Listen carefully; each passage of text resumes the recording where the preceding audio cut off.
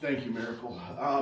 So I wanted to talk a little bit about the why of why we're doing the Eat Local Network and the Lears and Yards and some of the other projects that we're doing here. We have deeper meanings for those, and I want to maybe shed a little bit of light on that and maybe even provide a little bit of inspiration as to what's really going on here. So I'm going to actually start back at sustainability. As I'm sure a lot of you know, sustainability is quite simply defined as meeting the needs of today's people without sacrificing the ability of future generations to meet their needs. And as I'm sure many of you are aware, we are utterly failing on that. There's something called the Earth Overshoot Day, and recognizing that the Earth has the ability to produce a certain number of resources a year, 12 months worth of resources produced by this wonderful planet that we live on. What day or have we used up all of the year's resources? And right now we're hitting it at about August 1st. So we use up in 7 months what the Earth can produce in 12. So that's not real good. But on top of that, we have this is something the realization that we aren't sustainable is something that we have known for a very long time, at least half a century, probably more, depending on what level of knowledge you're looking at. And the powers that be, the people who really kind of realized that this was a problem, have they chose a strategy and they chose it poorly. They didn't really think of the long-term consequences. So what happened was they started with this idea, they ran the data, they looked at the numbers and they said, this is bad. This is really, really bad. The world is basically falling apart. And so they said, okay, if we show people how bad it is, and we use inflammatory language, and we can drum up some fear and some excitement, the powers that be, the people in charge will say, yes, we see this, we're going to do something about it. If that doesn't work, then the backup plan is that the people will say, yeah, this isn't okay, and they're going to push the leaders to do something about it. The problem is the people who are making a lot of money off of making things worse actually have a lot of say in what happens. So none of that worked. So by taking a problem forward approach and drumming up panic instead of a solution forward approach, saying here's how we fix it, what we've done is we're at about 3 or 4 generations now who've grown up knowing that they don't have a planet to live on when they're old. And that's not a good place to be. It drives a lot of despair. They've taken the hope from us. And what we need to drive on is hope. And I think one of the things that was really telling for me, a friend of mine recently observed that today's youth don't have angry music. Why is that? Like if you think back, you've got ragtime, you have blues, you have rock and roll, you have punk, you have rap. All of these are angry music. This is a youth that grows up into a world and says, hey, we want this world to be better. There's a little bit of hope, and we're going to dig into that hope. There's no hope left. Today's youth don't have angry music. And so what we need to do more than anything right now is show that way forward, give that hope back to people. And the way to do that is a solution forward way of looking at it. So the first thing we need to understand is all of these problems. There's a lot of really poor messaging around how we define sustainability and what are the possible solutions. And the definition of sustainability and what causes the need for sustainability is actually really, really simple.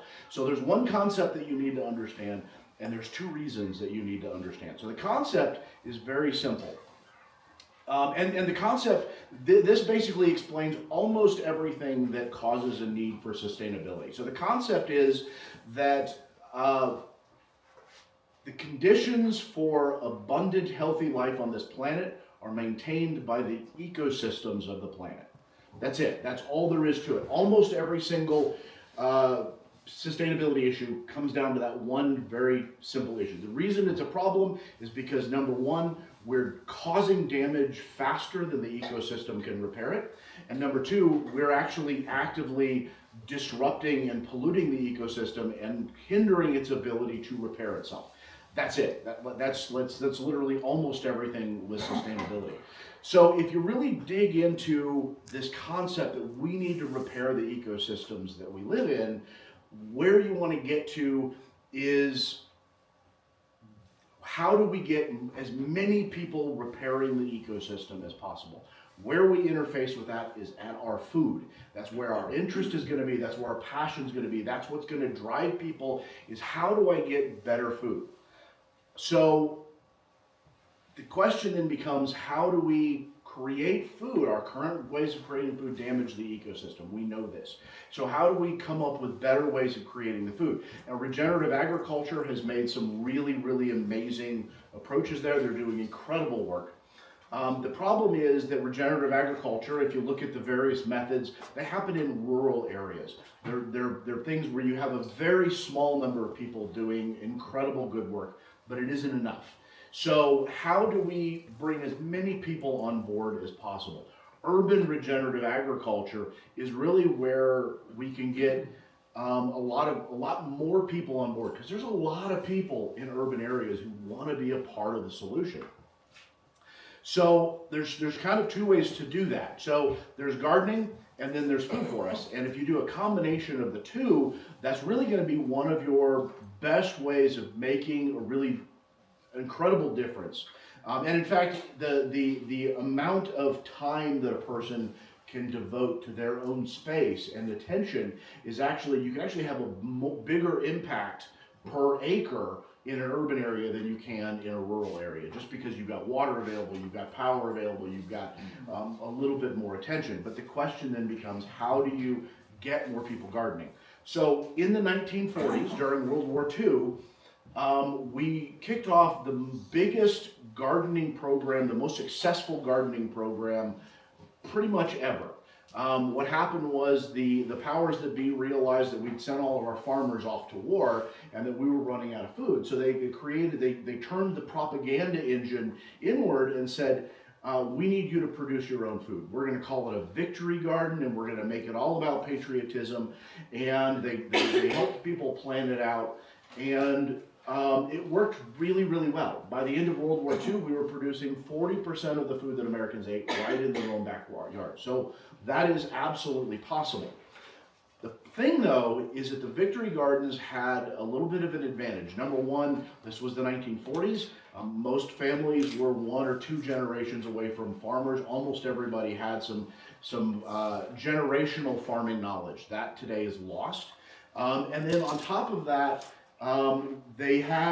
they didn't have the modern distractions, the iPhones, the movie theaters, all of this stuff that's going on now. We have as a society become very good at distracting ourselves, and we like that.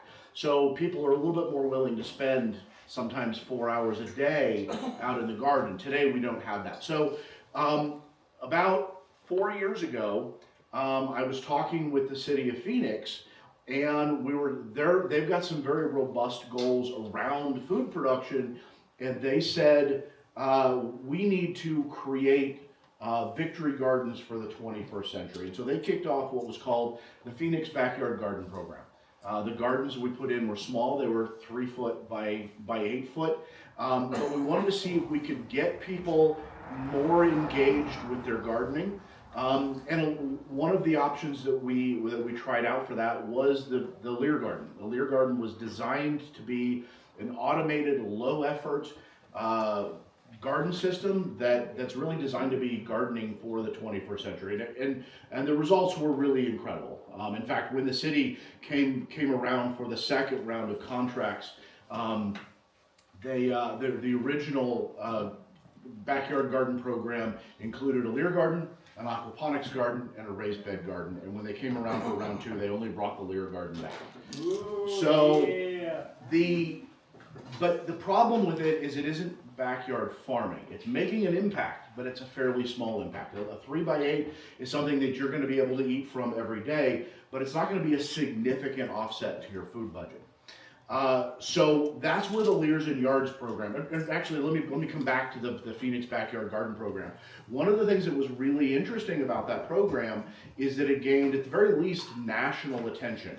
This is a program that a lot of people, as they're looking at sustainability and food security, we're watching very, very closely to see how well did it succeed, what kind of a difference can it make. And they gathered a lot of data, and there's been a lot of buzz around the country about that program. But as we seek to really make a difference, one of the things that we need to take a little bit more time we need to move more away from gardening and more towards backyard farming. And so for the Leers and Yards program, we're putting in a garden that's over 2.5 times the size. It's a 4-foot by 16-foot garden bed, and it's much larger than the one we put in for the Phoenix Backyard Garden program. And so basically that's one of the things that's very, very cool in our little town here is we are creating basically the next step in this really important experiment. So back to the sustainability and the hope. So I think one of the big issues of sustainability is that we've had this messaging, like I said, this message of despair of like, what are you going to have to give up in order to make, have your children and grandchildren a world to live in? And so we've got all of these things that the sacrifices that you need to make. And what we're saying here through the Leers and Yards program and the Eat Local Network is, I still need you to give some things up, okay? Here's what we need you to give up. I need you to give up eating tasteless food. I need you to give up buying expensive produce from the grocery store. I need you to give up eating food that doesn't have any nutritional value. Let's bring hope back. Let's bring prosperity back. And really what we want to see happen is I want this program to make every one of your lives here in Superior better. I want better food. I want more food accessible. I want more food security. And it's not just me. I'm saying but it's the whole team here wants to see that. And then we want to use that as an example to the rest of the world that this can be done. So anyway, that's the why. That's what we want to do is actually trying to create that society where we've made the world better while also making your lives better. Very good. Yay! Drop the